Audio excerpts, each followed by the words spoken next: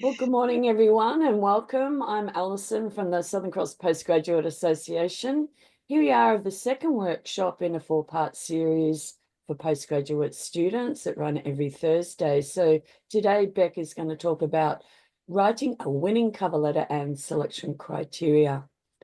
Next week is resume and LinkedIn profiles, and I'll post a few links in the chat so that you can become a member of the Postgraduate Association and also register for next week's workshop as well.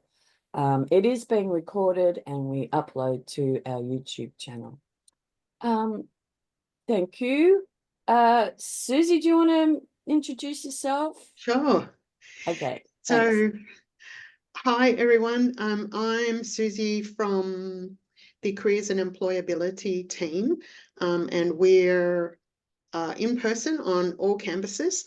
There are 7 of us in our team, and we're working with this suite of workshops because our career service is free to you as a postgrad student, and after you graduate for now 1 year, you can still access our service for free. And so what you're working with Beck and Alison on these topics, they may not be happening for you right now, but just know that once you are getting ready to actually apply for work or that forward planning after you've completed your course, or if you're looking for some part-time work to supplement your theoretical knowledge with some practical experience, then we're here to support you in that. What I'll do when we go in back is I'll go live, if that's okay with you, onto our website, and I'll show them the cover letters and things that they can use as well. So I'll also show them like where you can book in for an appointment if you need us after you've finished, all this wonderful learning that Beck's going to cover with you. You want to do it now, Susie? Do you want me to? If that suits you, I'll do it now. Yeah, absolutely. Let me just Stop sharing. Because one of the things I'll talk through while you do that, Beck, I'll just explain that what our careers team have done is we have a library of resources. Now I've just got to find my share button. It was there. Oh, I see it. Hang on one sec. It's hiding at the bottom. Oh, thank you. Host disabled participant screen sharing. So you've got to allow me to screen share, I think, Beck. Can I become a co-host or something with you? You have to go to my name, I think. Is that right? And then make me a... Oh, because Alison's the host. So Alison, you might need to make me co-host as well. Is that right? Is that how it works? So our team are responsible for our library of resources.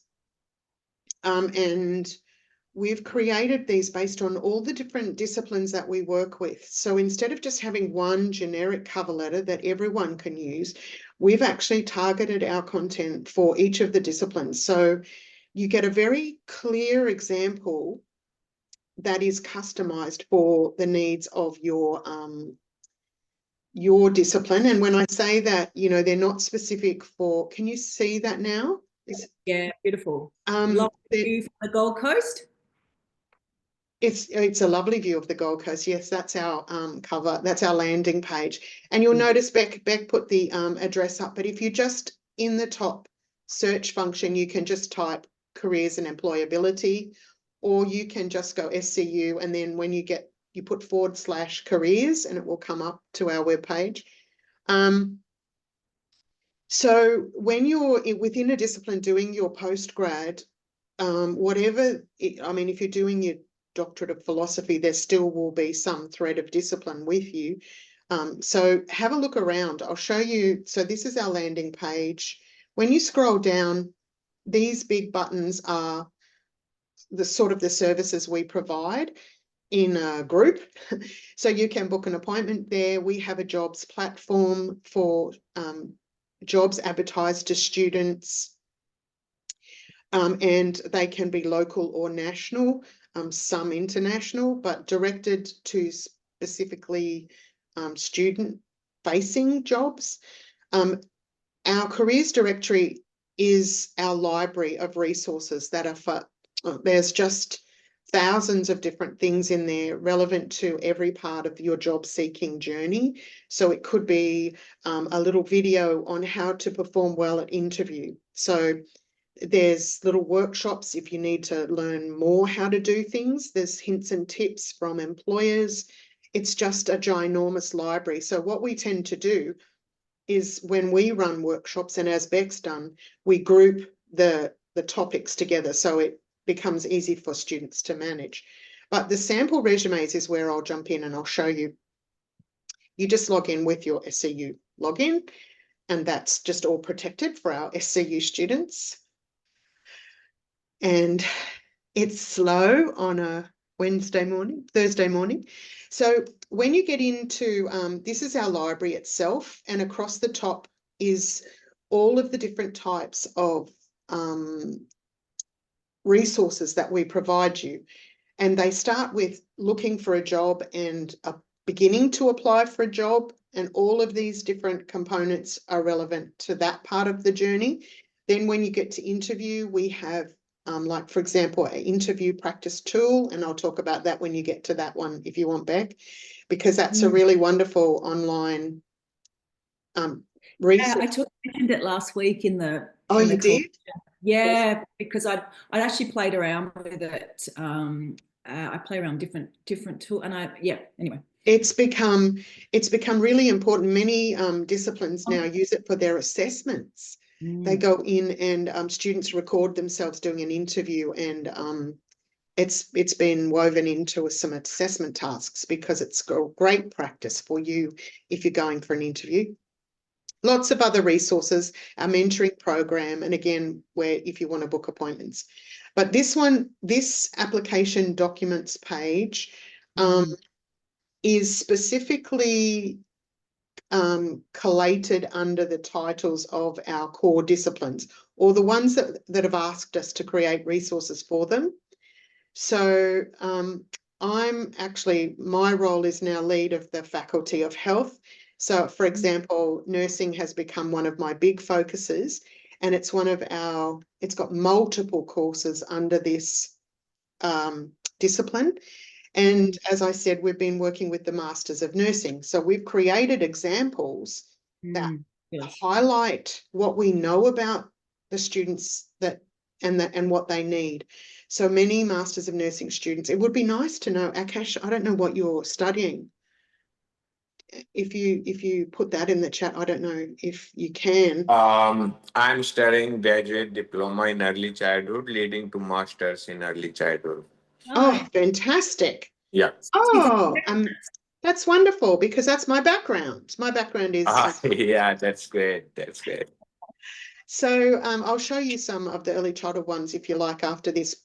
But this is a specific role that the Masters of Nursing might be applying for. So we've created a cover letter around a particular job that many students go for. And that's what Beck will talk to you today about. By aligning the selection criteria to your cover letter, you become more successful. So I'll go back and I'll open education. And I'll show you Akash. Is it Akash? Are we right talking like I'm never sure. Yeah, that's all right. Oh, good. Yeah. But, is that your name? Are you Akash? How do we pronounce? Yeah, my name is Akash. Yeah, that's all right. Whatever. Okay. Yeah. So in the education. Yeah, that's all good. No, it's lovely. Thank you. Yeah, there's some early childhood examples. So this one is particularly the resume for early childhood, and there's some selection criteria. So what we would have done is find a job that has some selection criteria for applying for an early childhood position, and then we've helped you with examples of how to address that. That's fantastic, because that's our workshop. So I'm not sure Brilliant. There's not a cover letter specifically, but this private education one would be similar, and we can always work with you, Akash, if you need help specifically. Just sorry to interrupt, Susie, just to have that starting point for them, having Yeah. someone who's done the groundwork and laid a foundation, then they can go and customize, our favorite word. Yeah. Customize it. And it takes out, they're just brilliant. The great thing is, whoops, that's a bit big, is that we have annotated down the sides information to help you know what you've got to put in each section. So if you forget, like Beck will run through things today with you, but if you need any help, these are hints and tips about what you need to tell them. And so they're relevant regardless of what part of the discipline you're going for, because it's just sort of core information about what to put where on the cover letter. But we would always check them. If you want someone to check over your documents after you've completed a draft, you can book in with us and we can just double check that you've covered everything you need to. So we're here to follow up, I guess, what Beck's going to show you today. And if you need any additional help, just yell out and we can support you in your journey, especially, you know, when you finished your placements, Akash, that you might be looking for work before you complete. So always reach out. Definitely. That's next thing. Have you got placement soon? Yeah, in July. Sorry, I didn't get that. When? Yeah, from July. From July. Excellent. Yeah. All right. And often after that, you've made a connection with a workplace and they might actually have some work for you after you've completed. So it's always a wonderful opportunity to get your documents ready. When you go out on placement, you can finalize them and then, you know, leave them with the employer if you want to work for them. So Yeah. it's a great opportunity. Yeah, but nowadays I am also looking my part-time job in early childhood. I applied from a lot of sources, but from everywhere I rejected. I don't know why, but because I have no any experience in Australia about early childhood, so maybe Yes. that's the reason. And my qualification is also not completed; it's pursuing. Yes. So there'll be particular points within your journey that you'll be, are you in Queensland or New South Wales or different state? No, in Melbourne. Yes. So there's particular state requirements as well as around where you're up to within your course about approval to start working. So it can be quite tricky. So definitely connect with Caitlin is our staff member that does early childhood, but you can just go onto our email address and say you'd like to book in with someone to talk to them about early childhood, and we'll find you someone that can give you good advice, because Caitlin's been researching other state requirements because they're very different to New South Wales. In New South Wales, you can go for work as soon as you've finished your first placement and have passed it. They will allow you to start working, whereas Victoria's actually one of the strictest states. Yeah, weirdly. it's very. So anyway, if you need any help, and it sounds like you've been trying to apply, but getting the documents right is a real investment. So you're in the right place listening to Beck today and getting that advice, and then know that we're here to follow up if you need us. Yeah, thank you. All right, wonderful that you're here. Yeah. No, Okay, thank you. Beck, do you want me to go any deeper, or is? And Oh, I've no, just, you know what I've that's fabulous. realised? But what I've realised that my speaker is not working on my headphones, that I think I'm just talking directly. Oh no, we can hear you. Thank you so much, Susie. What I would, if you've got a few minutes, so I just love your top tips on cover letters, Okay. and followed by your top tips on selection criteria. Okay. So if you think about your cover letter, and I'm not sure what Beck's going to cover with you, but I'll tell you what my my thought is your cover letter is often, if it's not an actual formal letter like I just showed you, it's the email that you send to an employer or the first communication they're going to read. And so I feel like it's your opportunity to show your enthusiasm and your reason for applying to that employer.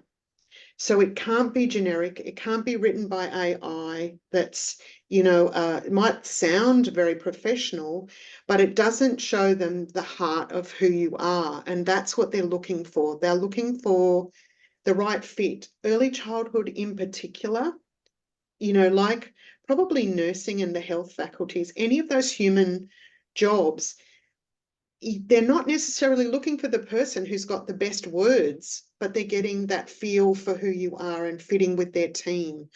So I love it when students use their own language to express their fit for the job. So my second part of it is making sure you know what the job looks like that you're going for. And again, this ties really closely with the selection criteria, but doing your research around what the job looks like and knowing what that employer is looking for, and you very quickly in a cover letter have to touch those points. You have to pick the top points that you think are the most relevant to the job and that you have experience in, that you can tell stories about, so that they connect with your experience. You know what you've experienced, but you've got to put that on paper. And it's often really difficult when you only get a short amount of space to try and sell your qualities to that employer. So my suggestion is be very careful with how you construct your cover letter and put your top strengths at the top. So we know that employers are very busy and they don't often read things so thoroughly. So if you've got your best and strongest points at the top in the first 1 and 2 paragraphs, and you're telling them your experience in stories, examples of what you've done that match their job. Then the bottom couple of paragraphs may be a bit more, generic, but there's definitely got to be a connection that employer quickly sees that you really want this job and you understand why you're the best person for that job. So that would be my tips with that.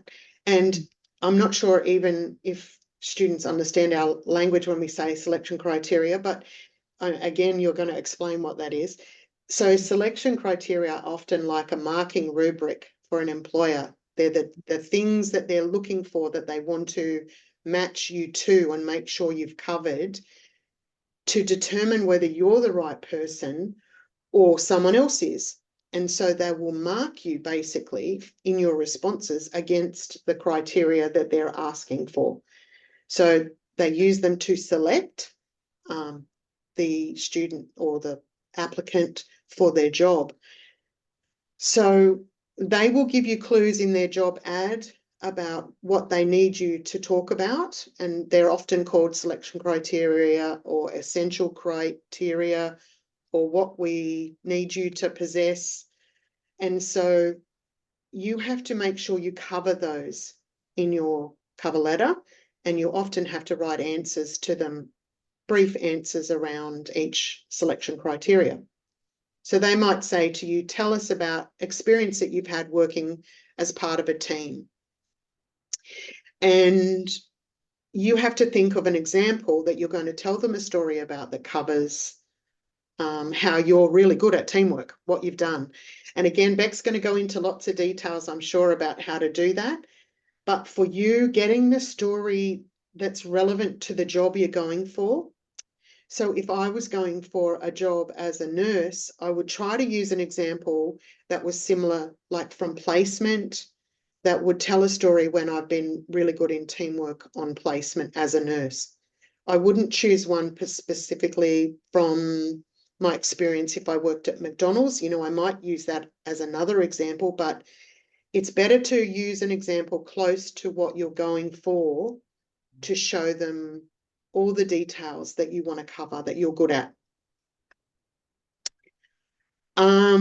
Always read them carefully. Always look at the job description that goes with the ad, because the better you can tell them that you know what that job looks like and what you've done to develop the skills and knowledge, the more likely you are to get to interview. And the selection criteria is the portal into getting an interview. Addressing them well will either get you an interview or not. So they're really, each of these steps is really important.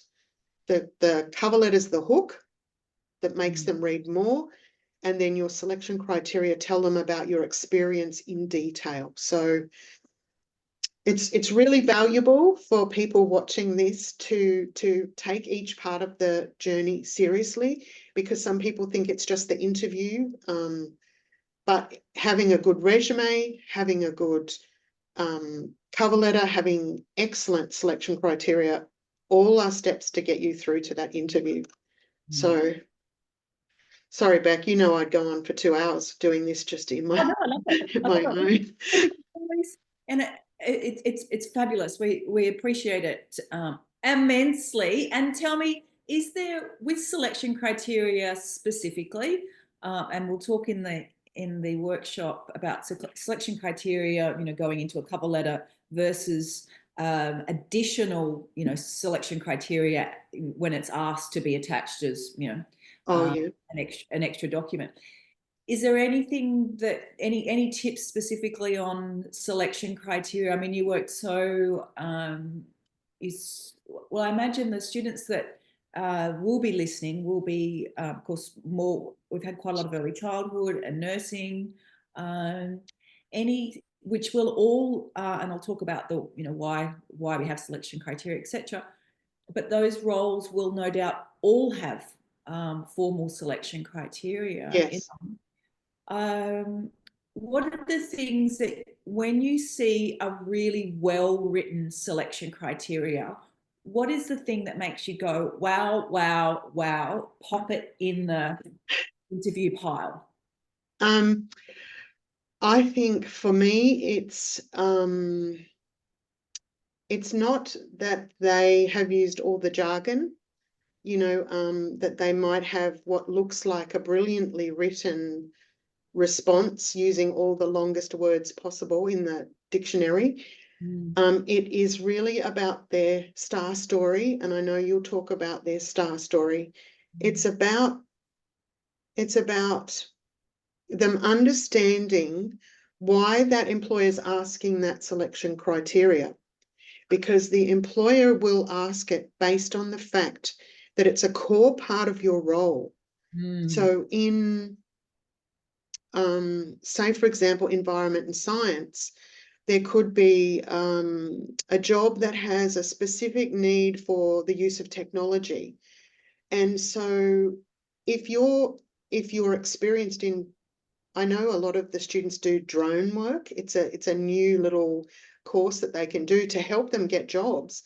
And if you tell a story where you're very good at technology, or you're very good at report writing, note taking, they don't have to be the best technical skills. Like, they don't necessarily, lots of nurses think they've got to, be able to do a surgery literally to get the job. But it's that you understand what that job really is asking of you. So again, I'll go back to early childhood for a cash, that they know that you know how to work with children. They understand that you've got the philosophy around play-based learning, and that you really get it, and it comes across not just in each individual selection criteria, but overall, that when you're addressing each of them, that you're building this picture of your breadth and depth of knowledge. And it's about a feeling that they get. To me, it's the choice of words that you use are so important to show your passion, or, I'm a passionate advocate for the Reggio Emilia approach. And so that employer's getting a feel for your personality Mm, rather than just all of the technical ticks that you can have. mm, They're looking for the person that fits within their team. mm. So that's why it's important for you to be yourself and present the language that reflects who you are and your experience and the stories that you want to showcase about things that you've done really well and learned from, as well as your understanding of the profession. But for me, it's not just about what's written, but how it's written, I guess. Yeah, I like that about the how.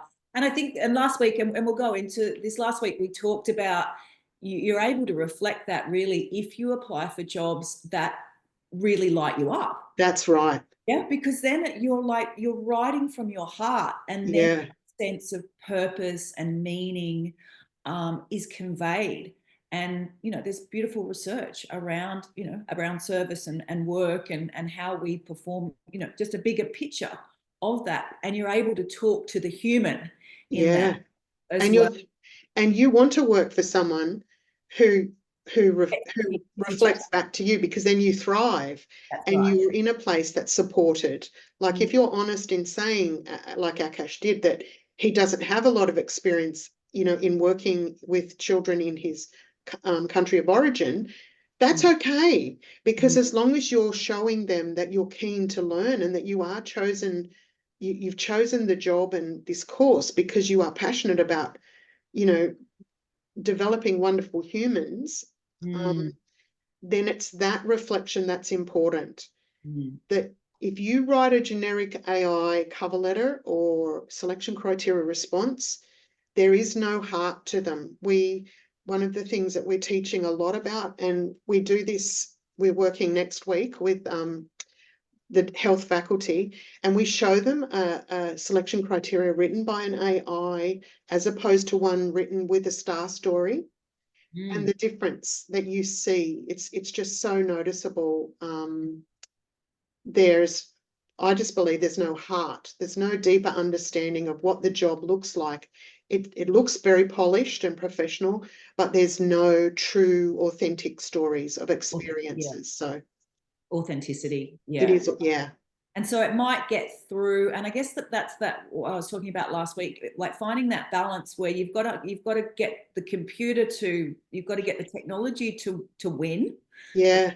Get it through the line by using the right language, words and so forth.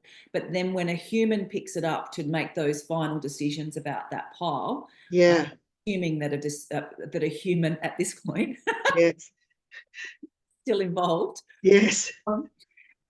Then that's when the human approach is absolutely vital. That's right.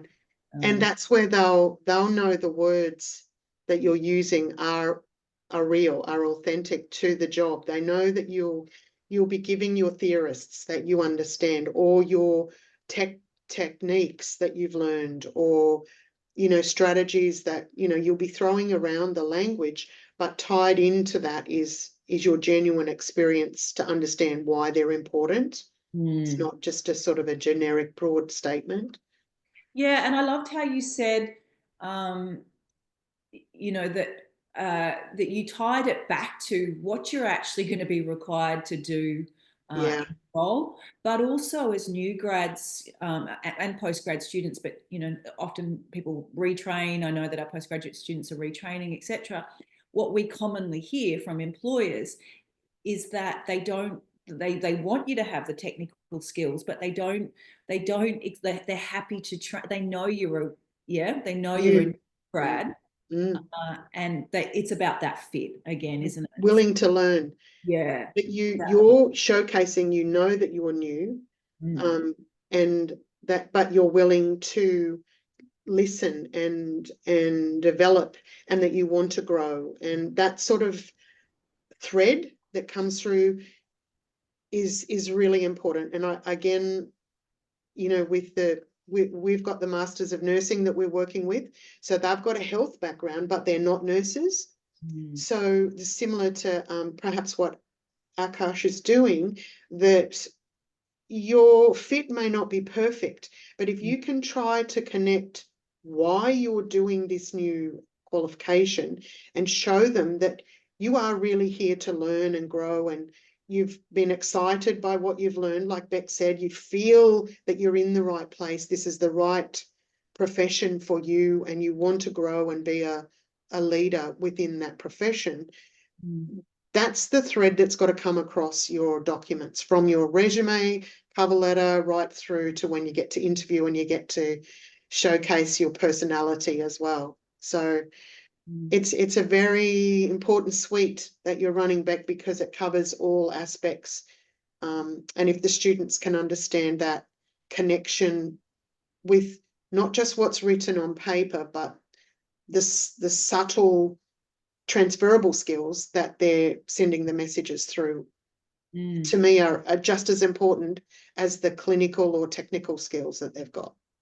Yeah, and so commonly, I remember years ago talking to a speech pathologist. I think it was the lecturer that was referring to all of the top students that got roles in speech pathology. It was undergrad, but she was talking about how those that got the roles, they had the technical skills, but they were employed for their enthusiasm, their drive, their commitment, their willingness to learn, their eagerness. Yeah.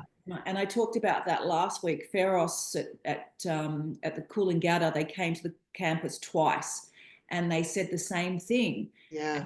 And so I said, what is it that, like, what are you saying here? And eventually they said, we will employ people with less experience, but if they can communicate their love and their drive to work with us and their willingness, and if they communicate that through their application process, we will take them over somebody else that has more experience. Yeah, exactly. And that was really powerful, because they sort of had to say it, and you get it, but you've really, I've got to hear it again to go, oh, yeah, okay, to be able to communicate it.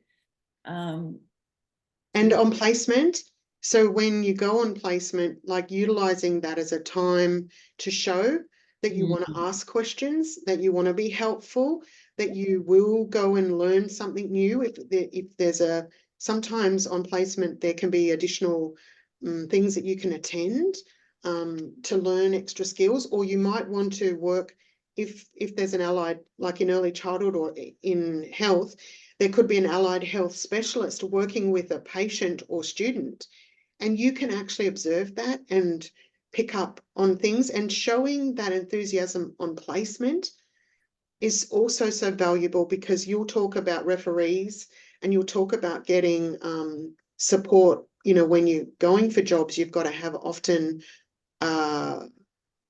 someone that will speak on your behalf. So how lovely if you've done really well on placement to have a story that you can use that says, when I was on placement, I was able to sit with, this allied health professional and observe and assist this. And so using placement as a way of gathering stories and a way of showcasing your enthusiasm. Absolutely. On top of learning the technical and doing all that technical stuff, to me, it's the career mindset that we love to talk about, that you're not only saying, okay, well, today I've got to run my practical placement tick-offs, but I'm also going to show them that I really want to learn, and this is where I want to get more information, or who do I talk to find out about certain things. But showing that, like you said, enthusiasm and eagerness to learn, again, it will always come across in a positive light, and do you well all the way through your course. So yeah, no, I think you just raised something really important there, and we'll talk about that today. That even there was just a different, even as you started to use that example of when I was on placement, yeah, immediately, like, you want to hear more. yeah. And so when you write that in your cover letter, it's like, oh, well, you're doing it. Then what happened? You know what I mean? And they'll be really interested to see what you gained out of it, because that shows you understand. So again, I'm really sorry I keep referring back to children, but it's Right. my biggest, other than nursing, it's my biggest knowledge base. Well, I think they're a big cohort of our postgrad students. Yeah, it is. So when you're on placement and something happens, like for example, you're working in the toddler room and a toddler's having difficulty putting their shoes and socks on. So we know our practice is that we want children to be independent and be agents of their own, controlling their own life. But it's so frustrating for a 2-year-old to try and get those socks on. And which feet do the shoes go on? And as an adult, it's so easy for us to step in and do that for them. But as an early childhood educator, your philosophy and your knowledge around, theory and your role as an educator would allow you to sit with the child and not butt in and let them try and suggest things perhaps, or how you work with them in your story shows your knowledge and your understanding of theory in practice. So it's a wonderful opportunity to tell stories. And then you can tie that back and say, look, I'm really passionate about, play-based learning. And so when I set up an environment, I get the children to help me choose the toys or whatever. Like every little thing you say and write reflects that the things that we're teaching you in your course that may seem, a little odd, like writing a philosophy, but to the employer, that shows that your heart and your understanding, and you're going to walk the talk. You're going to, be the person that really understands what it looks like to be an educator. So, and just to, to talk to the other audience as well, those same principles would apply, for our postgrad business students when they're doing, leadership that they've done, just as an example, in their retail work. Yeah. Demonstrating those examples, or tools that students have used in other work. Conflict resolution with a customer. Right. What do you do when an irate customer comes in? How do you handle that? That's cross, isn't it? Whether it's across parent, it's across customer, it's a happy patient in hospital, or someone's family member, dealing with that is a transferable skill, isn't it? So that's where I love that we've customized our content, but I also tell everyone it's not necessarily the example that we're telling you, but it's the format that goes behind it that's important. So looking at other people's examples can help you come up with different ideas that you've not considered. Yeah. And that's where I, working with you guys, working with somebody to then tweak and get clearer about because sometimes students sort of get on that path. Yes. And then they need help to. They've forgotten. Or tell me about a time where you've had to talk to someone that's nonverbal. Like again, it could be someone with a different language background, or it could be someone who's had a stroke, or it could be a 1-year-old child. So we've got lots of prompts to help you if you can't think of stories. That's one of I love it. It's one of my fun things that I like to do. Yeah, it's really enjoyable to help people find those, in Harry Potter, they find the tendrils of stories that they've forgotten in their head. That's what I like to do. So but it is stories, isn't it? Because I was listening to you, and I noticed that as soon as you started to talk about that story, and when I was on placement, I was like, oh, then what happened? And that's the same that they're going to be communicating in those selection criteria and in the cover letters. Yes.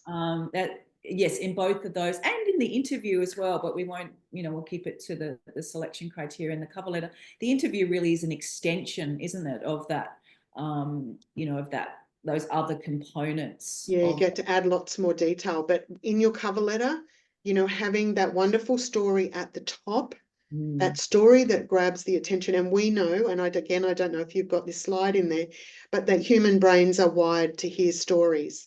That from caveman times, when they told stories and drew pictures, in the caves, our human brain remembers stories more than anything else. And often if you've done a cover letter that has a story that's genuinely heartfelt and relevant, often the employer will say, oh, I want that person that worked with the Indigenous man, or I want the person who had that experience that's quite unique. They may not remember your name, but they'll often remember your stories. Yeah, and I often encourage students to talk about travel because it's just most people love to travel, but if you've traveled somewhere that's interesting, people just seem to pick up on it. Yeah.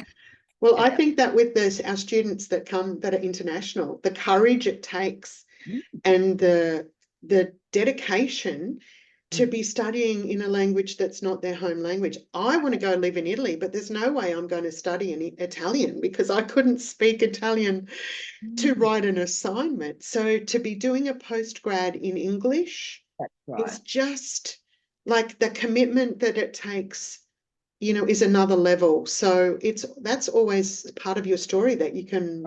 That's right.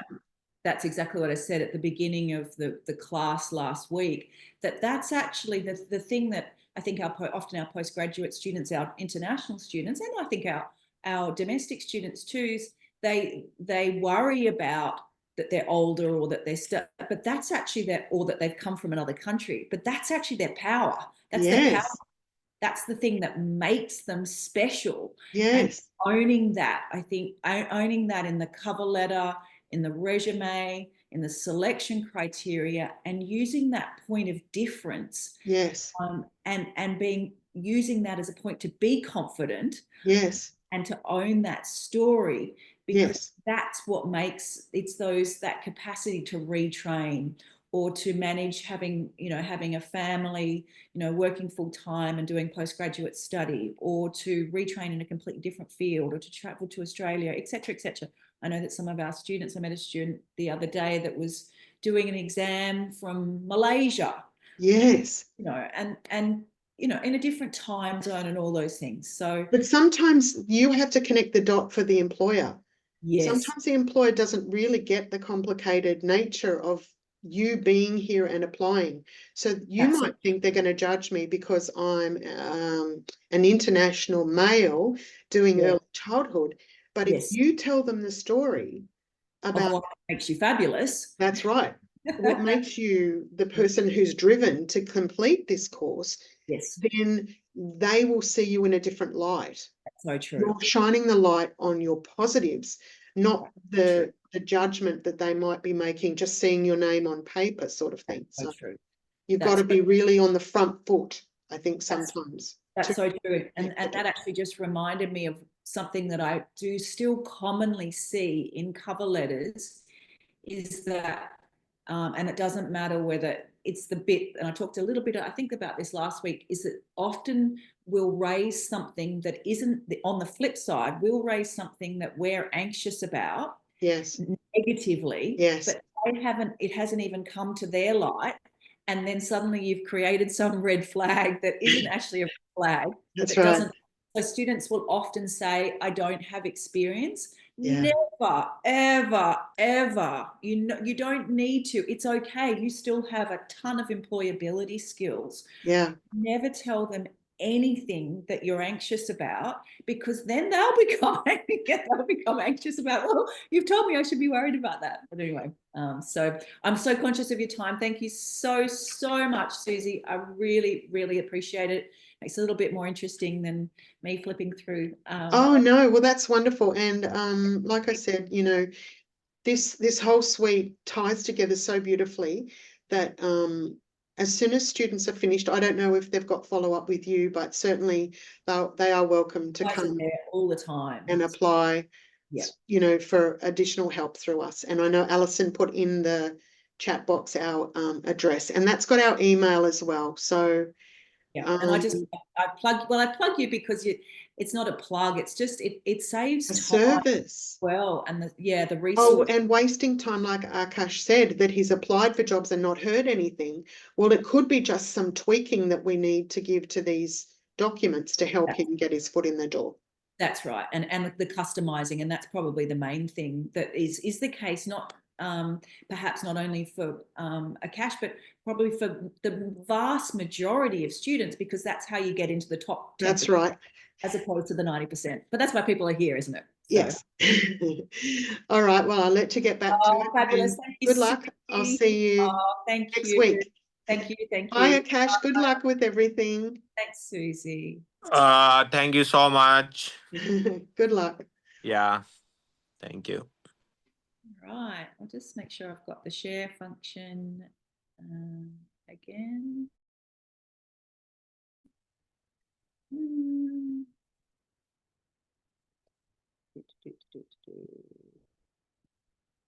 All right, I'll just pop my slides back up and we will carry on. Slightly different approach today, but I really appreciate it's nice to have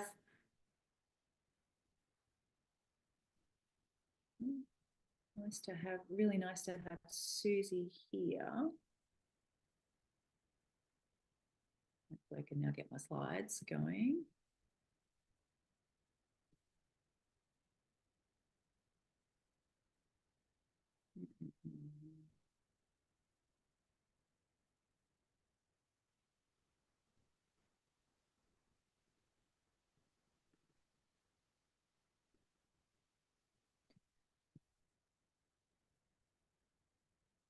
Sorry guys, I'll be with you in a second.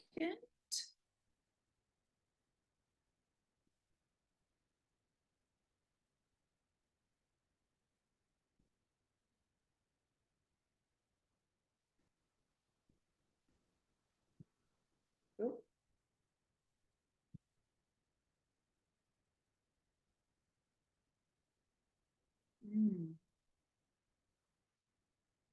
Alison, are you there? You mind just checking that I'm able that taking the share off?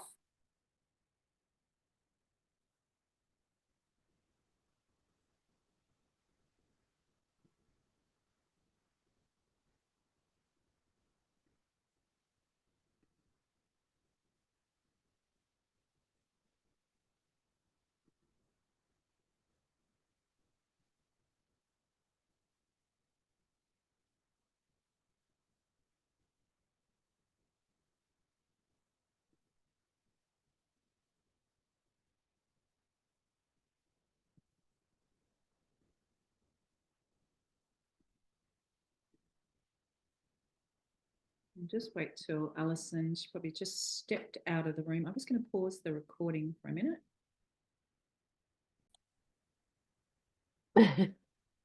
All right. Hello, everybody, and welcome back. And huge big thank you to Susie and Akash for sharing and grateful for her input. So we've been talking a lot about customizing the cover letter.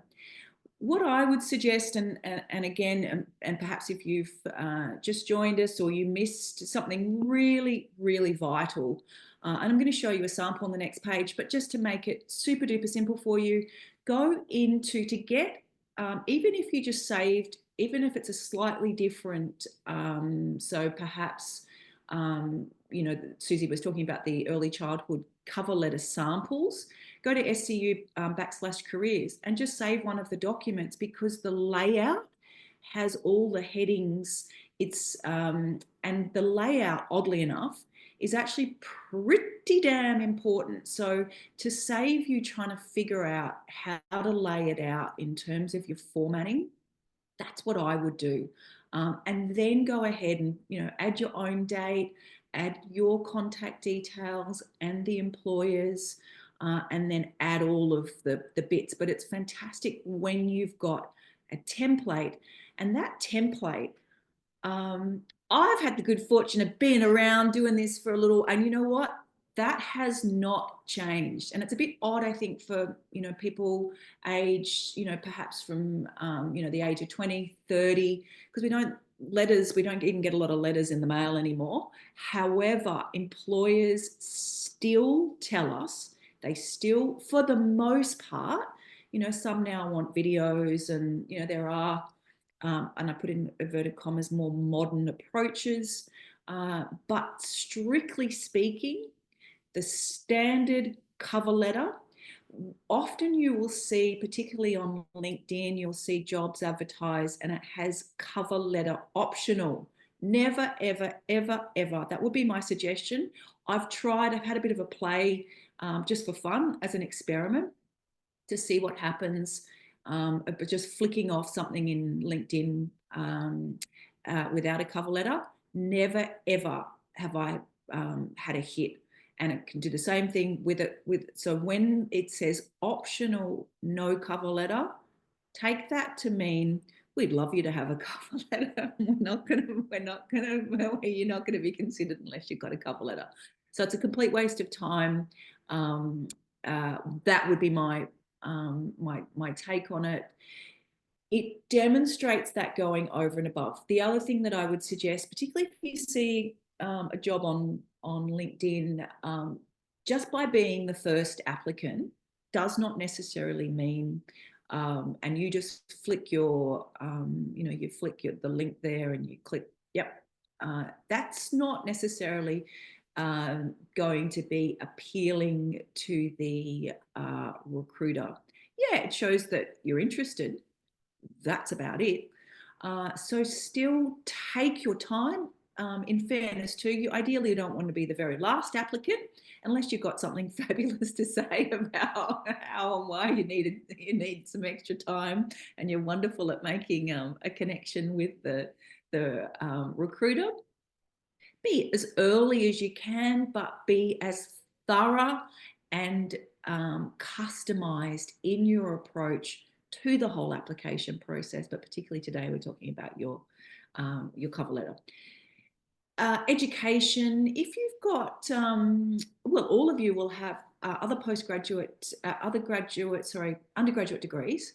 I think it's always worthwhile, unless it's something really obscure, worthwhile, Susie talked about that first paragraph, and I agree, the first couple of paragraphs, they've done some tracking and they can see where recruiters' eyes go. So education, I would mention your other education, anything from that other education, perhaps if you can, if you think that that's useful in terms of differentiating you. Perhaps it's wonderful grades, perhaps it helps you demonstrate further skills in research, etc. That can be part of your powerhouse and your story by capitalizing on that other education. But certainly always mention the degree. I read a cover letter the other day in my capacity, in a different capacity, and the student had previously studied at another university and then didn't mention the university that she was currently studying at, which was a bit odd. So if you do, and that does happen, but just make sure, and I've had a situation as well where I've seen students applying for, they've put the wrong hotel name, for example. So just make sure that you cover all of those things. But education, you've got an opportunity to capitalize from that. If there's something wonderful about a particular subject that really relates to that job, again, you can capitalize on that in your cover letter. Very specific achievements. So the results of your work, your experience from your placement, any previous work experience, your voluntary activities, other training, and signing off. We've been talking about past cover letters. We've also been, and we've come to, I think we'll carry on, given that we took a little break between getting the slides back on here. So for those of you guys that are listening at home, we'll carry on through this. But I want to talk about, this is actually an exercise I do personally, and I would absolutely, in face-to-face workshops, we used to sit with students and get them to actually work through each of these quadrants. This is a really, really powerful, I do it on the back of a big poster, and come up with as many examples. This is what differentiates you. So work could be any placement, it could be part-time work, it could be voluntary work, community could be community-based activities. It could be things that you do with your children, other family members, other service that you do to community in Australia or in your country of origin. Uni could be anything, additional training that you've done, your membership with the Postgraduate Association, which would look fabulous on your resume, in your cover letter. You know, if you're looking for things that's like, oh, somebody that's a member of the Postgraduate Association, it shows their commitment to being a postgraduate student, and it's a point of difference. Travel, I talked about travel. I had a time early in career where I'd come back from somewhere at the time that I guess people thought was interesting, and I noticed that it was the only thing that people wanted to talk about in terms of my application. And so travel can be, and most people, not everybody, but most people love to travel. They're curious about travel.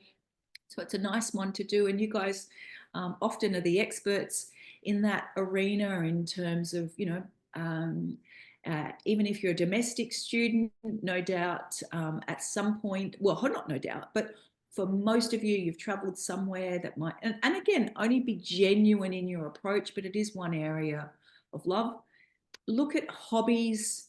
So things that you love to do in your spare time. Last week, I talked about one powerful way to combine your hobbies and your so you can have side hustles. So you might like to talk about anything else that you do in terms of side hustles. Turn your side hustles or your hobbies into side hustles, and then turn them into, you know, you can merge out of a particular career as you build, you know, that business on the side, whatever that may be, something that you love to do. Or if you have a particular passion for travel, for example, and you're studying, maybe you're doing education, there are so many opportunities abroad. Singapore, for example, where they look for international people to teach in international schools, other parts of Asia, China, where they look for international educators. Again, an amazing way when you come back, then if you're a domestic student, for example, and you come back to Australia and you've worked at an international school in Singapore or in China, wow, that then becomes something interesting and can help build your career as a point of difference. It gives you additional skills, etc. Social clubs, join anything. If you're listening here, which I know that many of you guys do at home, you are active in other arenas, platforms, you've got other social socials that you use online. Perhaps you have an interest in, you know, architecture. I know some people love gaming. Be cautious about, you know, how you use those other things. But if it's done well, so for example, if there's a relevance between, you know, you're doing maybe some postgrad in technology and you love to game, then talk about, you know, perseverance and persistence that's required, that you've, you know, you've got a network developed, etc., etc. Here is another, again, I've used this in a face-to-face setting with, actually this one's been used with undergraduate students in health. Same principle applies. It can be used for our postgraduate students. And again, you can just use the headings. But I found it a really, these questions ended up giving students some wonderful, it helped them unpack those stories. So consider your placement. So we just had a student here who was doing or about to embark on his placement later on in the year. As Susie said, I cannot express to you enough, if you have placement. If you don't have placement, I encourage you to find as many ways to gain any sort of experience. And we can talk about that more again, perhaps when we talk about the resume, etc. But if you have, so many of you guys will have placement as part of your health or education, that becomes your story. So that should take up 2/3 if you can, or sorry, yeah, 2/3 of your cover letter, and then perhaps about half of your resume, because many of you guys are retraining, or you're adding some postgraduate study. Whichever way, whatever your particular scenario is, it's a new path, but it's not entirely new in that you've developed a whole host of other skills, but you're gaining technical skills and experience if you've got placement in the field of which you're hoping to be employed. So what were the most valuable things you've learned?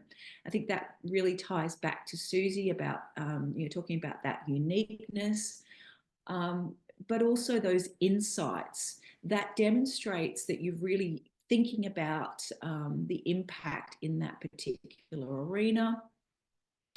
Key learnings, outcome, achievements, the results of your work, your contribution. If we can think about work as how we contribute, and I was listening to a podcaster recently talking about purpose and meaning in work, and they talk to this point a lot about the role of as human beings, and there's a beautiful study which you can do. I think I talked about it previously. It's via character strengths. I'll pop it in or if Alison's here, get it at the top, pop the web link in there. And it talks about how as human beings, when we find meaningful work, it's about our contribution. And that's where you'll stand out in terms of the way that you improve quality, manage caseloads, develop intervention, and you can tweak this according to your particular field. If it's a business setting, thinking about how you contributed, what you contributed to that team, other team members, your role as a supervisor, what you did in your presentations, workshops, etc. Is there anything noteworthy that you learned? And I love this one, from your mentors, your supervisors, or other staff members. That demonstrates malleability. So what we hear from recruiters in terms of them wanting to recruit our recent grads, the ones that they love are ones that are malleable. And what that means is that willingness to learn and to be guided and mentored by others. So if you're able to reflect what you've learned from mentors and supervisors, it can be really powerful, because hopefully you've had wonderful ones. They're the role models, they're the leaders often in your industry. What would your employer state are your key strengths as an employee? You can actually get this from, if you've got formal placement, they have to write a reflection piece on you as a that usually needs to be submitted as you as an employee in that placement. Again, you can actually use quotes in your cover letter. Use them cautiously. Use them they look nice in about the middle of the cover letter. You can use direct quotes from your, keep the employer's name for anonymity, but you can keep the organization in there. You can use those in your cover letter. I've seen it done really, really well. Also, in your resume, when you're talking about that particular placement experience, you'll say that you were there from this date to this date. You can actually quote feedback when you've got wonderful feedback. And again, that makes it a point of difference that works really well. I've seen it done brilliantly. Achievements. I'm always conscious when I show this slide, because I'm conscious that this can make people potentially feel less than. I don't have any achievements. And this is where I'd like to highlight a couple of things to you. You can work with Susie's team ongoing, right throughout a year. You've got a year after you finish the placement, but also I am here as the Postgraduate Association. I'm teaching you here, but also, or coaching you here through this session, and also offer one-on-one sessions after these workshops here, where I can help you, and Susie's team do the same thing, where we can help you.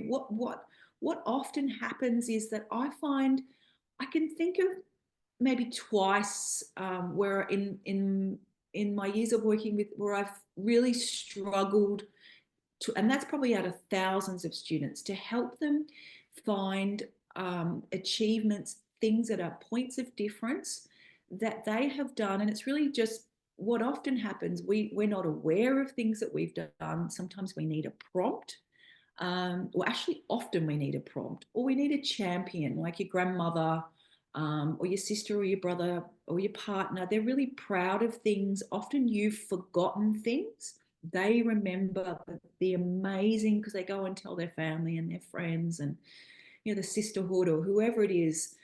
So this is somewhere that I often find needs unpacking. But once you become reminded, or I can help prompt you through these, this then becomes the powerhouse. So please don't look at this and think, well, I didn't increase any sales and I haven't been promoted. There are many, many things that that you have achieved, and we've talked about some of them already today, you know, just off the top of our heads, in terms of travel, coming to another country, doing an undergraduate degree. Most of you have done some sort of part-time work, etc., etc. So please do not hesitate to reach out to us. I'll put my email address in here if you want to work with me to help you unpack any of this. Is just one way that I can help you with this. And Susie's team are there all of the time.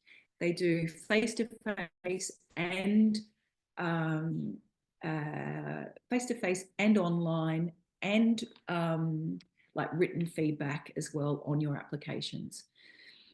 Achievements, etc. So being a part of a team, majority of you have worked somewhere as part of a team, in a project, etc.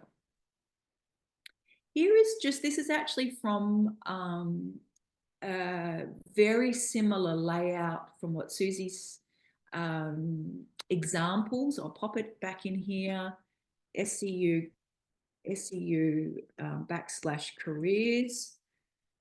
And this is where you can dive into, grab any, you know, if there's one not relevant, if you're doing something that isn't in there, something slightly obscure, or you know, a PhD, generally you'll be able to find something to work with in health or education or business or technology. When I say business, I mean, you know, things like accounting, etc.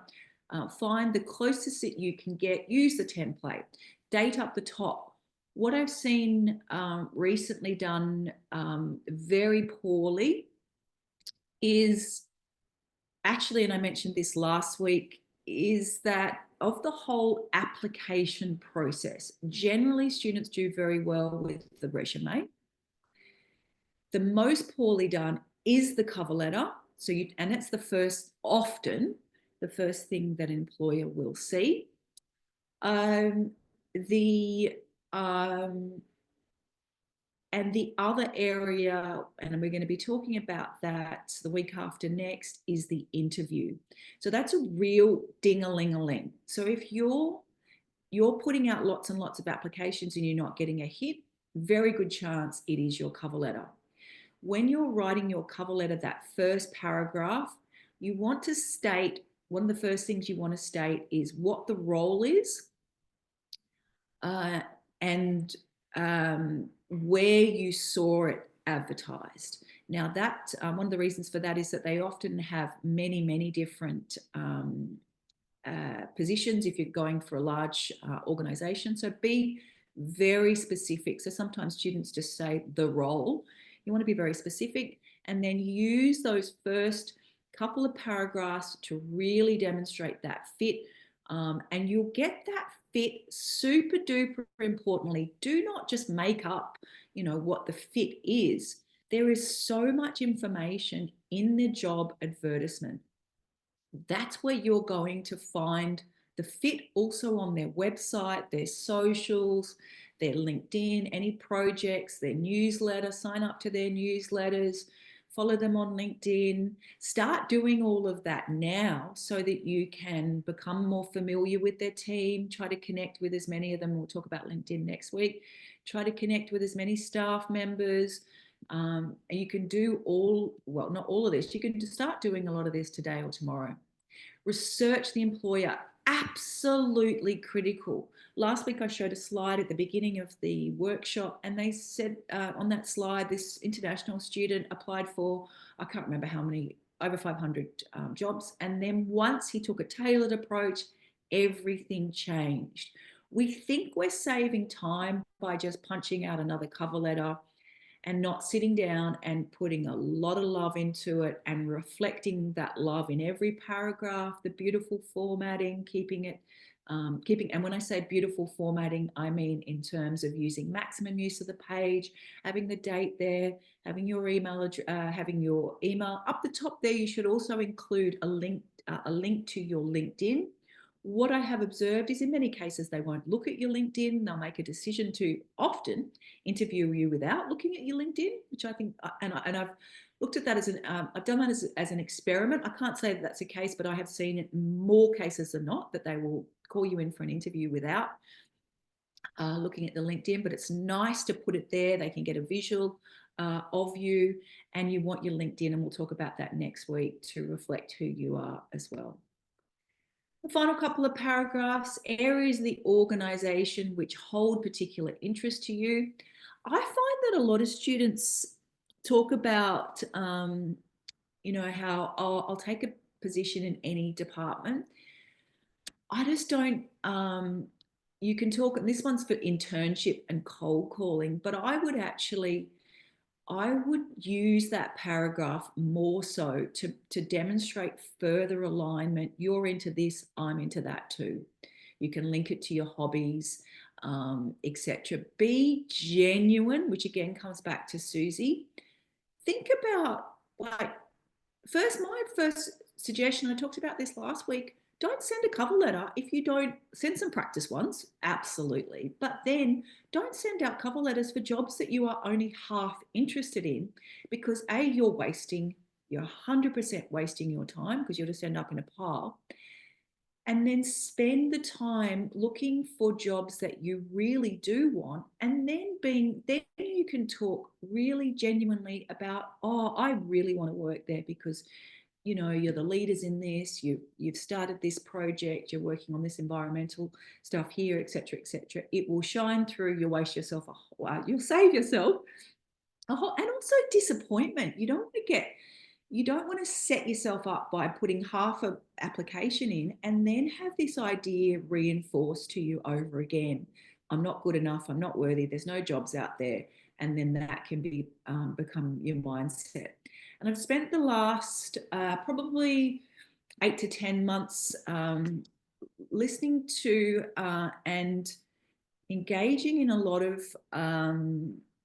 mindset work. And the reason that it comes up now is because there's a lot of interesting and new science around our mindset, but also if you continuously send out poor cover letters, you reinforce your thinking, and what you think is what you do, and what you do is what you become. And so if you can consciously give yourself more time, more prep, and be more, genuine in what you want to do, and confident in that I can do that. I've finished this, I've achieved this, I've achieved that. I'm going to get all the help that I need. And what that help would look like in terms of your cover letter to incorporate these winning tips would include the following. So I would get a human to look at your cover letter. So somebody from the careers team, Careers or Rebecca, to look at your cover letter. I would also get, I would take some test runs on things like Career One. They have some useful tools on there. I would also I would go to the careers team and make sure that I would look at the utilizer template. I would also start early and do some practice runs for jobs before. Somebody made the point that they were applying for positions, but they hadn't finished their study. And I want to let you know that in particular industries, you can actually say a couple of, I'm due to, I'm excited to be finishing soon, expected completion date. You can pop that in your first paragraph, expected completion date on X, Y, Z. And you may think they not, and so that comes back to that mindset. If you've got 6 months to go, you can use it as a practice run, but also if you want to really, really try, it is a wonderful way to finish up if you can squeeze in joining a team beforehand, but not deciding that they don't want you before you don't want, deciding that they don't want you or need you without yet knowing that that's specifically what it is. Tailor every time. What I would always do, or what I should say, what I always do, is try to find out who to send the cover letter, address the cover letter, go to the organization's website, give them a call, send the letter to the person who's going to be reading the letter as best you can. Sometimes it can be hard. Use similar words. Last week, Alison shared about applying for a job and using some, sprinkling in some of their own words. They love it. They love it. If not similar words. Focus on the results of your work, not just what you were required to do. Maximum of 1 page, concise paragraphs. So make them, I preferably go for between 4 and 6 sentences per paragraph. So sometimes I mentioned this last week, sometimes students write a couple of sentences and then there's just this gigantic paragraph. But then on the other hand, I find that paragraphs are really, really short, which is 2 sentences. So you want the perfect balance is between 4 and 6.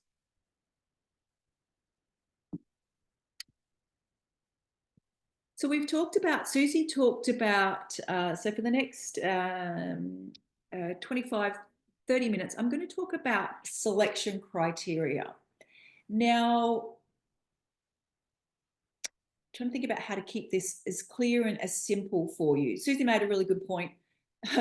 And I'm laughing because one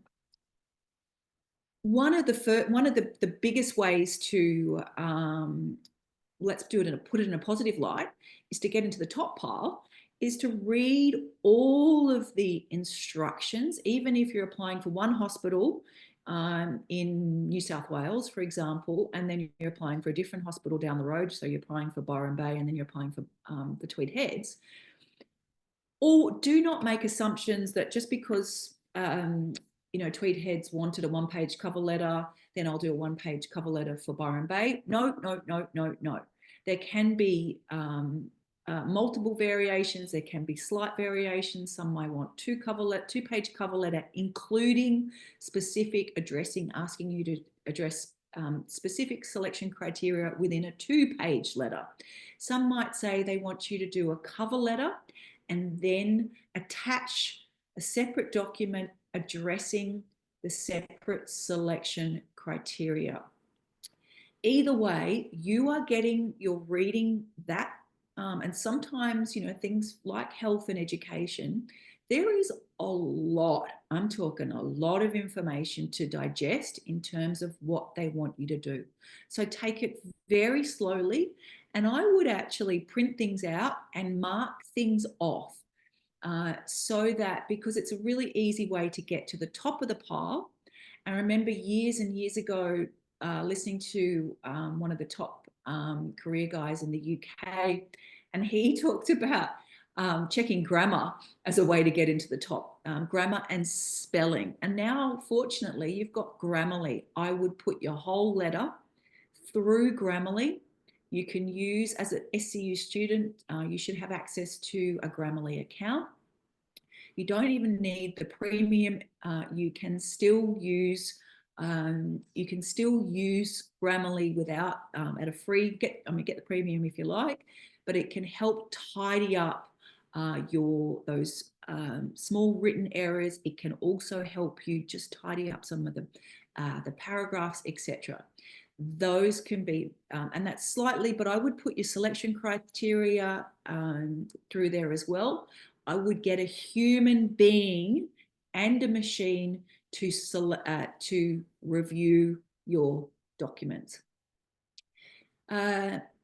So what actually is selection criteria? Qualifications. So the wonderful thing for you guys is that you've got qualifications from both here.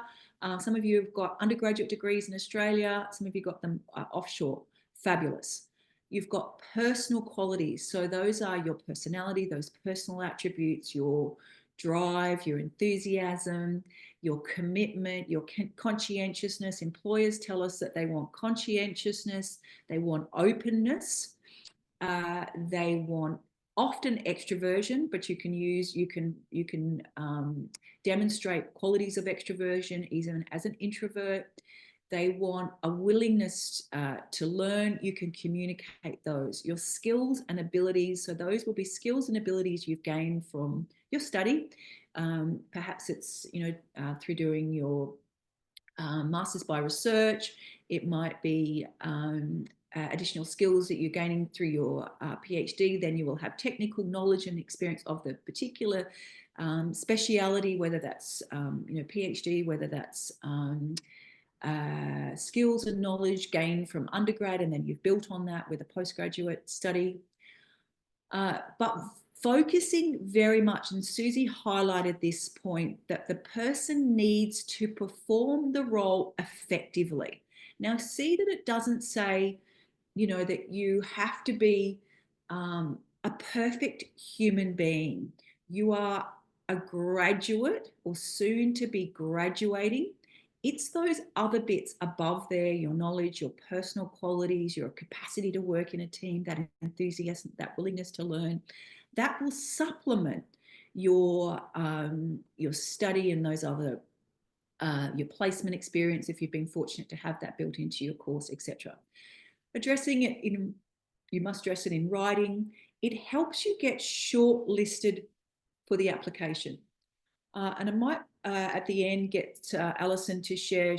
She shares some great stories about associated with shortlisting and selection criteria. So the basis, it forms the basis for the interviews. Susie also, she talked about, when you study, there is a marking rubric that hopefully you've come across, marking rubrics, and you use them. That's what it's for transparency. So when we mark your assessments, we mark them against a criteria. The same when you go for a job in the public sector, not-for-profit sector. So that includes, the criminal justice system, that includes mental health, that includes state, local, federal government, whether that's in IT, accounting, that is schools, hospitals, etc., universities. And it's ideally, we know that things happen, that that there's nepotism and there's all sorts of other things that go on, but it's supposed to be a transparent process that you are marked against that criteria. And it's used to compare you against other applicants. So again, Susie talked about your star story. And this is where you get to reflect in your selection criteria, and you'll expand on these in your interview or use additional examples. So have some additional examples up your sleeve when I was on placement, or when I was in my, my retail job, or when I was working as a volunteer for Gold Coast Marathon, working in the SCU tent, which you can do, just as one example. You know, I was required to ensure that those moving over, you know, that as they were running, that they were hydrated, check for, you know, that they were traveling okay. So to get, you know, eyes on them, to check that, you know, etc. And to reassure them, you know, that I was there to help. So those were some of the specific tasks and the actions that I took. So there was, you know, somebody who came over to the table. They looked particularly fatigued. I asked them a series of questions based on my training, etc. And then I realized that they needed additional support. So I, you know, contacted, you know, the supervisor at the tent. We then quickly contacted first aid. They were then whisked off to the first aid. You know, afterwards, they thanked me for my prompt approach to ensuring their safety and well-being, as an example. And you could use, you know, I just made that example up, but that could be helpful. And, you know, scenarios that you have, you know, that demonstrates, you know, problem solving, quick thinking, health and safety, you know, your capacity to work with others, to, you know, to call on supervision.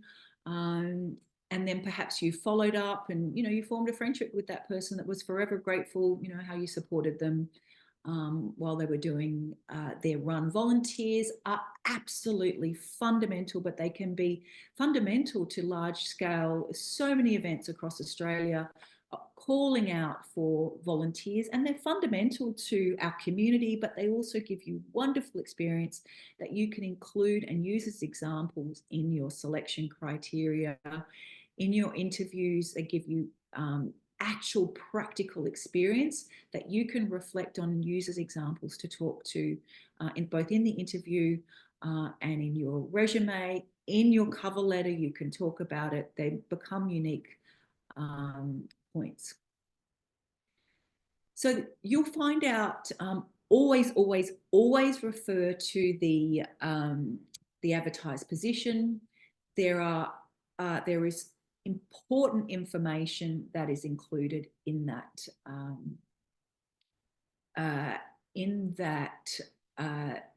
advertisement, but also sometimes they have actually, in many cases, if it's something associated with health, education, you'll have to go through a link and then get some extra documents from here or there. Be really methodical in your approach so that you don't miss things.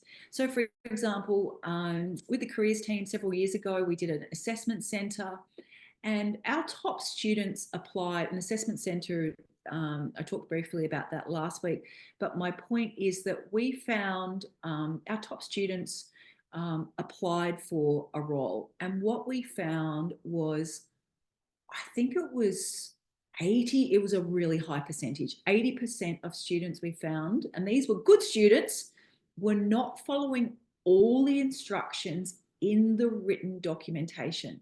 And it can be really hard, you know, at the moment, these days, you know, we have a phone beeping away at us, you've got your LinkedIn beeping away, you've got your FaceTime, and you've got your email, and then you've got you've got your uni email and your private email, and you've got lots of distractions. And so be really methodical, set a timer, set down and turn off anything that's going to distract you, and then make sure that you follow all of that information. And that can immediately increase your chances, and being sure about your grammar and your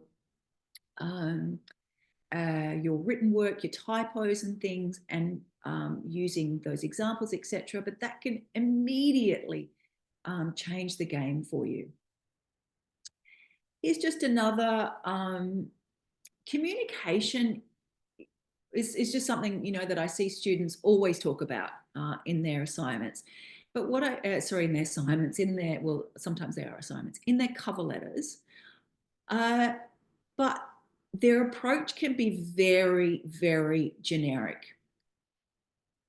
You know, I worked in a team and I communicated on my part-time job. Here are just some other ways that we communicate. So resolving conflict, diversity, electronic media, written, also your oral through presentations, that you do. Perhaps you've got other, maybe you do Toastmasters. Perhaps you have to run staff meetings in your part-time role.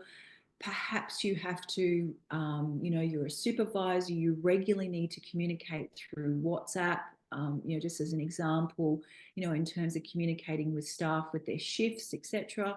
You need to ensure that that is then communicated to your supervisor, etc.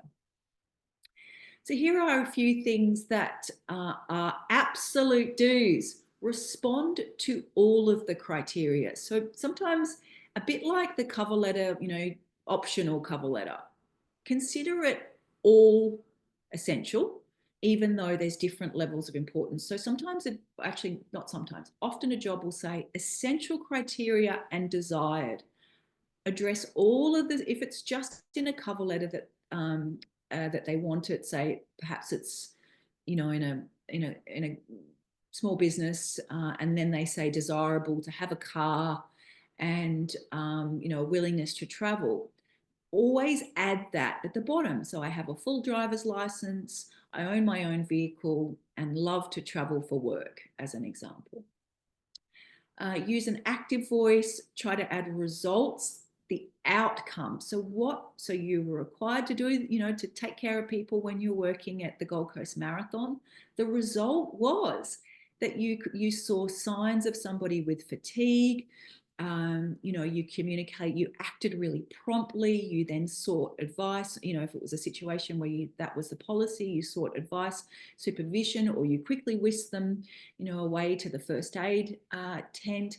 And the result was that they were quickly hydrated, they recovered from their fatigue, and, maybe they were able to continue with the race. An amazing outcome, whereas had you have not acted promptly, they got down to the next station and passed out. Give specific examples, be positive, be succinct, be honest. So if you're not honest in those examples, invariably you'll come to the interview and they will ask you about that. You'll be like, yeah, can't talk to that point. Use a passive voice, so use action, active words. Don't boast or exaggerate. Be very specific, so not general. Use examples. Don't use examples that you can't expand on, because invariably they'll be like, oh, in your application you talked about this, and then you can't. Careful of typos. Don't change, well, that's a good one. Don't change the order of the criteria or combine them. So don't put two together. What I do is just literally cut and paste all the criteria, put it into a Word document, take out anything other than the headings, and then just work through them. A couple of paragraphs for each criteria is about, depends, and again, they'll give you some length, but that gives you a full opportunity to address with examples. But again, please follow the instructions. So they'll say a maximum of 2 pages, or they might say, so for academia, it can be a very, very lengthy process. In other industries, perhaps it's not for profit and it's a business arena, they might say, address the selection criteria within a 1-page, 2-page cover letter example. Here is an example. So I have 3 years, so that this one starts with an opening statement, a bit of an overarching, if you've got that space and there's an opportunity to set the tone. Then this, using the star, an example where I was able to demonstrate was specifically at Lismore Base Hospital. A poor example would be when I was on my placement. Well, your placement could have been anywhere. So in this case, it's very specific, Lismore Base Hospital, an elderly in the A&E unit. And then they can kind of visualize you there, visualize that setting. And then was the task, so what were you required to do? I realized that a staff member was preparing, I won't go into, she noticed that she was visibly calm, etc., etc. The tasks and the action, and the most time should be spent on the results of your work. And recently there's been an R added to the STAR model, so it's STARR, and that's where you reflective practice, For any of you guys in health, in education, reflective practitioners, it should actually be in business, it should be in all. And it should be coming up in many of your assessments, reflective practitioners, but also in our work, in our working lives, whatever working life, if you're working at Smiggles and you had a bad day at work, okay, so if you can get into the habit, okay, well, start with what went well when you're reflecting, and then look where you needed to improve. Then you can change your behavior. So reflection is really powerful. And if you can communicate that and demonstrate that you're a reflective practitioner, it takes you to that next level. So it was critical to remain effective, respectful, clear communication, especially when X, Y, Z. So we're just talking about examples of selection criteria here. One of the final documents that you will include as part of your application process, you will upload it, you'll have a cover letter, you will have a resume, and you will also have selection criteria that is woven into the cover letter, or if they ask for an additional document that addresses their criteria, it will be attached separately. So here's an example of effective communication. I won't go into all of this. So this bit here is it's a cutout of an actual criteria. And it tells you, so what I always suggest is print it out, old school. I know that printers are hard to find these days. If you work better, so put it on a separate screen and highlight all the keywords. I like to have things so you can mark things off. Have I addressed this? Have I addressed that? So you will be assessed. So they're telling you exactly what they are going to measure and judge you on. Now you will find, but here's a bit of a ding-a-ling-a-ling. This is a bit of a red flag that for me, it's not, it's just a strong suggestion. If you see a job that looks too good to be true, it is most likely. If it's got buckets of money and not very much criteria and it's very vague, be really, and particularly if you're not, if you're relatively new to Australia and you're not familiar with, names of organisations, be dubious. I also think it's a bit of a red flag if they want you, they have not for government organisations, but if it's a private organisation and the criteria is 10 pages long and the money's just normal, you can expect that I also think that's a bit of a red flag. If the job lights you up and it excites you and you read it and you think, yes, I'm going to be assessed on that, I've got that, I've got that, I've got that. Don't panic if you don't have all of them. But if it lights you up and you think, yeah, I can do that, I can do that, I can do that, I can do that, I can work on that, I haven't yet got that, I can tell them I've got that. They say that men are much more likely to apply to study. Men are more likely to apply for jobs than women that they don't have all the criteria for. If you've got most of it, give it a red hot go, and we'll talk in a minute about how you address ones that you don't have. But look for if it lights you up, because if it makes you feel tired or frustrated, if it's poorly written, if it doesn't have, if it's got nice, if it's nicely presented, if it tells you who you can contact, you're likely that I find that it's not, it doesn't say this isn't set in stone, but if they're clear about, you can contact to talk about this, other people that you can talk to about the job, that's really nice and reassuring. If it's got their logo, if it talks about their values, reflect their values.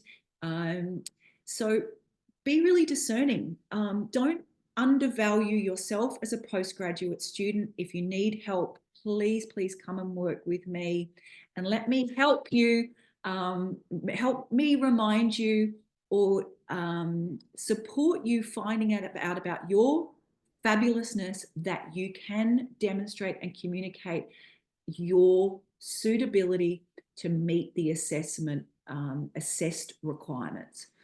So ability to deliver, X, Y, Z. If you see here, they're looking for your abilities. So how can you communicate, how you're able to communicate. All of you will have done some form of written, verbal, and electronic communication in your disciplines and other working lives, etc. Now, while I think of it, if you haven't got all the criteria, talk about how you are working towards it. Avoid saying, I don't have. So be really mindful about framing. Politicians, influencers, great leaders, they are brilliant at framing the use of words, language to create persuasion. And they avoid giving you information that will change your perception of them. Essentially, that's what you're doing. So you're mirroring the behavior of great leaders. You're framing your language to persuade them. So you would use words like willing to gain, willing to immediately, get a working with children's check, or working towards, willing to get a police clearance, willing to, because there may be things that you haven't, you didn't know that you needed, for example, if you're relatively new. A willingness, if somebody asked you to get an ABN, I would be, particularly for our international cohort, if you get an ABN, you need to ensure that you have public liability insurance, because what they are doing is they are avoiding taking care of your work health and safety. And so that's fine. If you're going to develop a business, no problem at all. Ensure that you have public liability insurance. But if it's an entry position and they want you to work independently, then you are not covered. So if you have an accident at work, so I just need to raise the ABN, particularly for our international cohorts that may not be familiar with working in Australia. It doesn't mean it's wrong, but just be cautious. To go with that and to keep it safe, you must ensure that you have public liability insurance, which can outweigh your need or interest to go for that job and go for an organisation where you will be paid superannuation, where you will be supported in terms of your work health and safety, etc. Different types of examples, move through that. I might just flick back here. So just to remind you, Susie spoke about this at the beginning. Oh, yeah, I've got 2 minutes. I wanted to finish just 10 minutes. So we're going to bring Alison in here. She always got wonderful feedback about the selection criteria. Putting Alison on the spot there. Is this to remind you again of Susie? I like to weave back in at the beginning. We talked about, just to wrap this up, if you are applying for an enormous number of jobs out there and nothing is happening, please reach out to myself. My email address is here. If it's, in the next month or so, even if it's outside of that time, you can always reach out and I can check with the team if it comes up at a different period of time. But Susie's team are there all of the time to help you. They are at all of the campuses, and they can also Zoom in remotely. Please, please, please take time, research the organisation, work with us or work with a friend or a colleague or somebody to find your points of difference. Get clear about what makes you different. Use technology such as Grammarly to improve your grammar. Use other tools to check your like, for example, Resume Worded. You can put your LinkedIn in there. I'm not sure if you can put your cover letter. You probably can now put your cover letter in there. Resume Worded is a wonderful tool. Use the SCU tools, but take a tailored approach. I cannot express that to you enough. spend more time, apply for a lot less jobs, and please don't make assumptions because I haven't been in Australia long, or I've been, if you're a domestic student, I've been out of, I've been caring for children or aging parents, or I've had many of our postgraduate students I know have had either a disability or they're returning to work after a period of illness. Please work with us to help you. That can become part of your story, particularly if it's associated with things like anxiety and depression. You've recovered from those, and you have you're applying for work in mental health. They can become, there's a lovely phrase, make your mess your success, which I find really, really powerful, because many amazing businesses and business professionals out there are contributing based on experiences that they've had. Many social workers, for example, have had lived experience with domestic violence, all sorts of things that make them absolutely incredible at what they do. I know that we have, social workers, psychology students. So please, if you need help defining and getting clear about who you are, get help from us. But if not, use all those other tools that are there, and don't undervalue your fabulousness and amazingness, no matter where you are at in your journey. All right, thank you. I'll call Alison in here. Hopefully pop back in. Hey. Put you back on the spot. Yeah, Be pretty that was great. stories in here now. Yeah, that was excellent. I guess my only comment is really that, answering that selection criteria is demonstrating, like, give an example of when you, whatever, if it's communication skills or something, give an example where you had to make decisions on your own, and an example of when you had to make decisions by consulting and collaborating with your team. So Yes. yeah, examples. That's what, and then That's right. So true. you're customizing, aren't you? And Yes. giving your kind of personal And input. really original. Like, think about your Yeah. mind mapping, I think, can be really helpful, because once you start writing, you go, or if you work with someone, as Susie said, she said that's one of the things that she loves to do.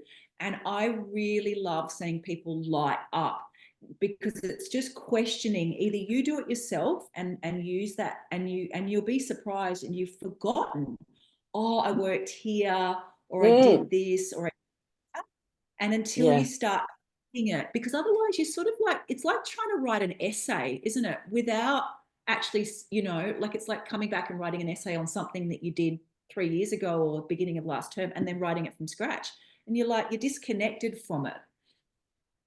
Yeah. That's right. So sometimes we need to chat with our friends and family just to remind us, what we were doing a year ago or 2 years ago, whatever. You know what I mean? Yeah. Or your supervisors or your mentors, because they're so sweet, because they remember stuff that we forget, and they're they're like, oh, and then it just gives you that light, and then it's like, oh, cool. And then you also write it when you're feeling good as well. And I think that it sounds a bit hippie, but a lot like Susie was saying, that then becomes reflected in the language. That headspace that you are in when you're writing it is, if you're in a light space, you use different words. Akash, do you have any questions before we finish up today? Any comments? Please. Yeah, all good. It's a very helpful and informative session for me. Thanks for it. And in future, if I have any doubts, so I will just ask Professor Rebecca. She shared her mail as well. My thing is also, I'm just start my career and get I want to get my part-time job in early childhood education. I am doing my best, but I already mentioned before, at the moment all in vain. I tried a lot of, but definitely I will let you know if I need any help. Yeah. Great. Yeah, please reach out. Yeah. Yeah. Thank you. Thank you. Okay. Akash. In fact, I had a thought, and it just came up again for you, Akash. I know that, and please do not let go of that goal to get some part-time work. But sometimes we need like a step, like we need a series of steps before that. Yeah. No, it can be really hard, when you're trying to manage multiple priorities to then go and volunteer. But Yeah. that you can do in the community, anything. So it could be a toy store, that working in a toy store, anything where you have exposure to working with young people in Yeah. any capacity, then gives you a little leg, and it gives you, and then you get and then you get a part-time job, which gives you, so all those little tentacles give you something else. So that's something that I would suggest. And then also for you, anything so as early as you can, get your working with children's check if you haven't yet got that. Yeah, I have my working with children check volunteer in Victoria. Excellent. Excellent. And then things like your first aid, that would be amazing. Have you got your first aid? Not yet. Actually, I'm a new international student here, so I don't know about a lot of processes in Australia, how to get and how to land the basic certifications. Yes. No, these are things I'd just pop on your list. Mm-hmm. So first aid, anaphylactic, so that you can do particular short training in things like allergies, anaphylactics. So because sometimes children with allergies, I know that can Mm-hmm. help in early childhood. First aid would be amazing for any profession that you go Yeah. into. Okay. All good. Or any certification. Have a look. I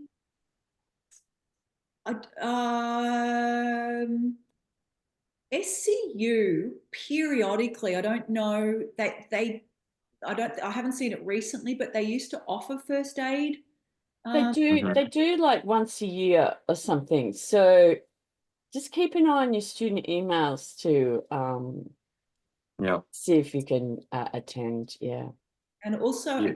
as you prepare, it'll probably come up in the next, because you'll have requirements that you'll need before you actually go out on placement. So I'd imagine over the next couple of months, your placement coordinator will be communicating with you with some Sure.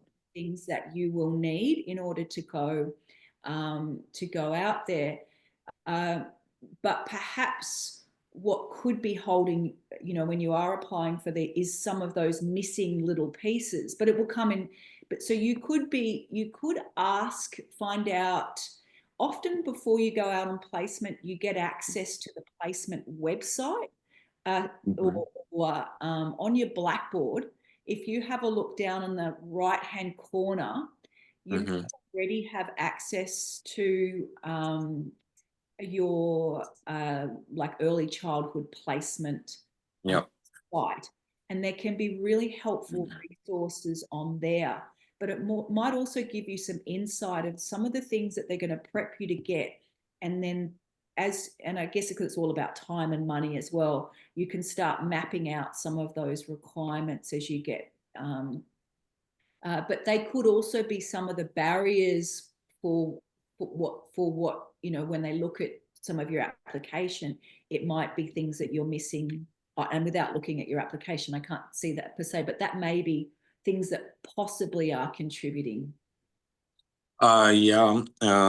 Actually, I already one question as well. So I had an experience in primary teaching back home in my country of 3 years. Um, so the primary teacher experience helped me here, like to get a volunteer or to get a job or any childcare. Yeah, hope you understand what I'm trying to ask. Yes. Yes. So in Australia, they have, and it may be depending on your qualification and Yeah. on law, but they have in early childhood, and again, it depends on where in Melbourne and shortages and things like that. But they have a role where you work as, and you, again, I can't say whether you're eligible for it, but it may be something to explore where you work as like you're not the teacher, but you're like a teacher's aide. Yeah. Maybe, and I think there's teacher's aide type roles, and Mhm. be a great person to talk there. I think there are teacher aid similar type roles in early childhood as well.